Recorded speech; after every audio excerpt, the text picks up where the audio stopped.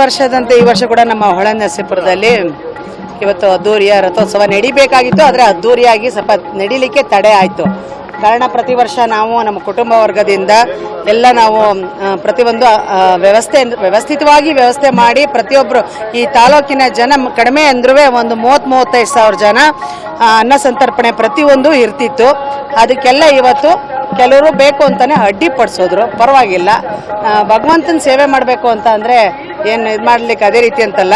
ಆದರೆ ಇವತ್ತು ನಮ್ಮ ಕೈಲಾದದೇನು ಅದನ್ನು ನಾವು ಮಾಡಿದ್ದೀವಿ. ಇವತ್ತೆಲ್ಲರಿಗೂ ಒಳ್ಳೇದಾಗಲಿ. ನಮ್ಮ ಎಲ್ಲ ತಾಲೂಕಿನ ಜನ, ಜಿಲ್ಲೆ ಜನ, ಪ್ರತಿಯೊಬ್ಬರಿಗೂ ಭಗವಂತ, ನಾನು ಯಾರಿಗೂ ಕೆಟ್ಟದ್ದು ಬಯಸಲ್ಲ, ಎಲ್ಲರಿಗೂ ಒಳ್ಳೇದಾಗಲಿ. ಒಂದು ದೇವ್ರ ಕಾರ್ಯ ಮಾಡಲಿಕ್ಕೆ ಇದೇನು ರೇವಣ್ಣ ಅವರ ಕುಟುಂಬದ ಕಾರಣ, ಇದು ಸಂಭ್ರಮ ಅಥವಾ ಒಂದು ಕಾರ್ಯಕ್ರಮ ಅಲ್ಲ.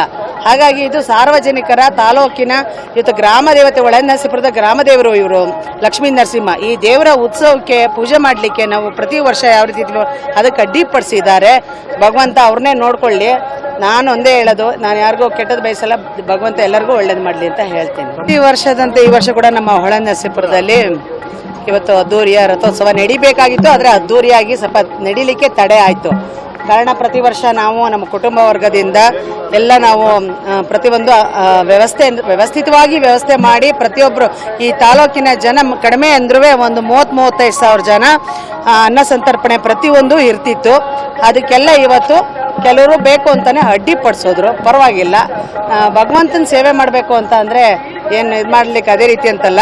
ಆದರೆ ಇವತ್ತು ನಮ್ಮ ಕೈಲಾದದೇನು ಅದನ್ನು ನಾವು ಮಾಡಿದ್ದೀವಿ. ಇವತ್ತೆಲ್ಲರಿಗೂ ಒಳ್ಳೇದಾಗಲಿ.